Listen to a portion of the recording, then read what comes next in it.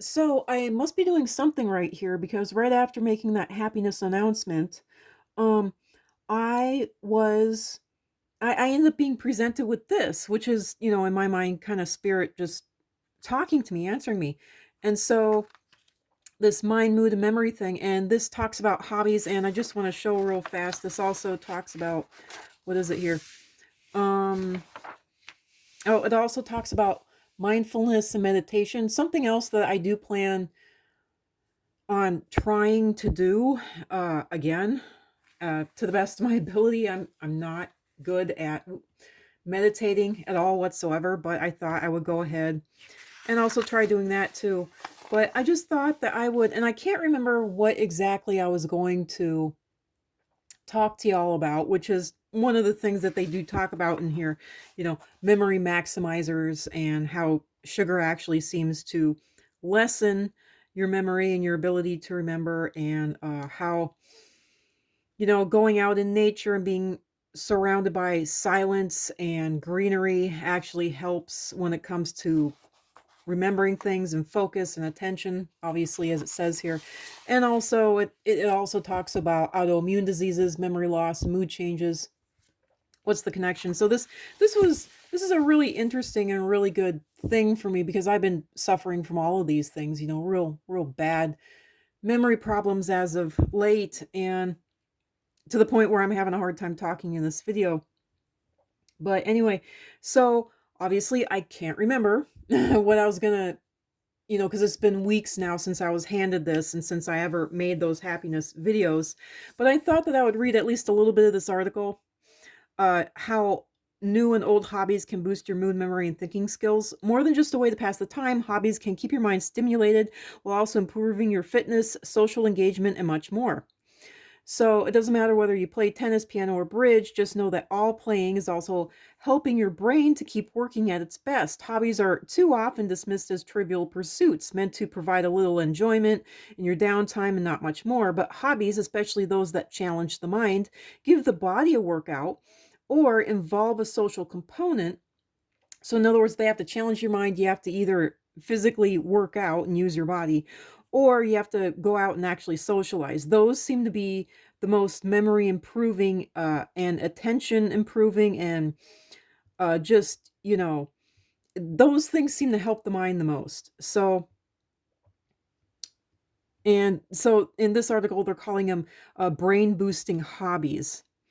So yeah, it says, while learning an aspect of a new hobby has certain advantages, you can always add a new stimulating element to an old pastime. So you don't have to, nor should you give up a hobby that you continue to enjoy and find relaxing, if you've done one for a long time.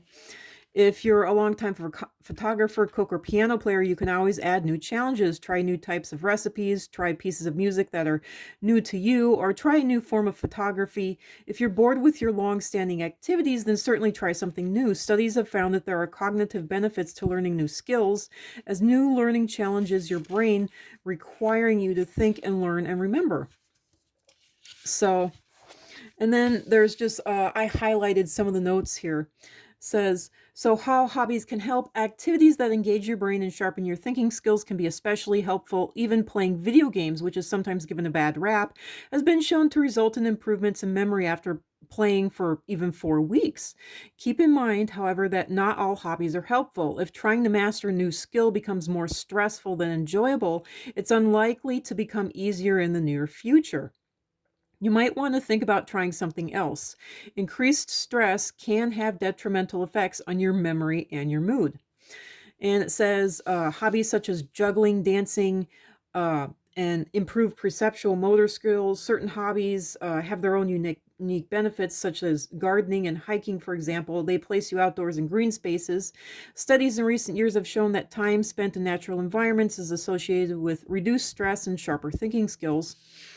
And then painting, poetry, and other artistic pursuits, says here, allow you to express your feelings and thoughts either for an audience or for yourself. And tangible creative expressions from like wood carving to knitting also mean you can have something special you can literally pass down to others.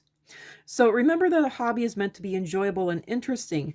The minute those features fade, you can try something else. And also, as they mentioned earlier in the article, if the minute those features fade, just move on because it's a hobby. You don't have to be good at it. You don't have to be perfect at it. And it can actually cause you harm if you're not enjoying yourself and if you're not happy doing it.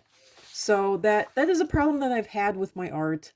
I haven't been happy doing my art. I haven't been having joy doing my art. Derived no pleasure at all from doing my art. And I decided that I'm going to try to put pleasure back into it. And just to kind of tie up this thing, I thought this was interesting. Aftermath of distressing events may be easier to remember than the lead up. So, and what they say in this little article, uh, intense emotions and detailed recollections often go hand in hand. You may remember word for word conversations you had after receiving upsetting news, but you won't remember anything before it. So I thought that was really interesting. And then uh, turns out, according to this, there's a major difference between suppressed memories and repressed memories. So that's really fascinating, but there isn't enough time on this video to actually even read a little bit of this article, so I got to cut this video off. But that's really interesting, and I just wanted to go ahead and put this out there. And because of this, I'm going to try a few new things in my art and see if they're enjoyable, see if they bring me any kind of joy at all. And I'm just going to try a few things and see how it goes. But yeah, thanks for stopping by and thanks for taking a look at this article with me. And I'm glad that I was able to share this with y'all on camera, and definitely look this up and see if you can get your hands on these articles, especially this last part that was Ask the Doctor, Editor-in-Chief, Maurizio Maruzio Fava, F-A-V-A-M-D. Maruzio Fava, MD, Psychiatrist-in-Chief, Massachusetts General Hospital, Associate Dean for Clinical and Transitional Research, and Slater Family Professor of Psychiatry, Harvard Medical School. So that's kind of interesting. So yeah, apparently he's the one that wrote the answers to these questions on the back. So anyway, that's it for now.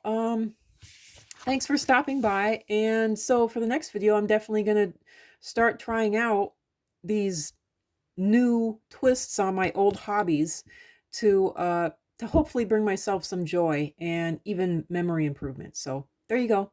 Bye. Thanks for stopping by. Bye.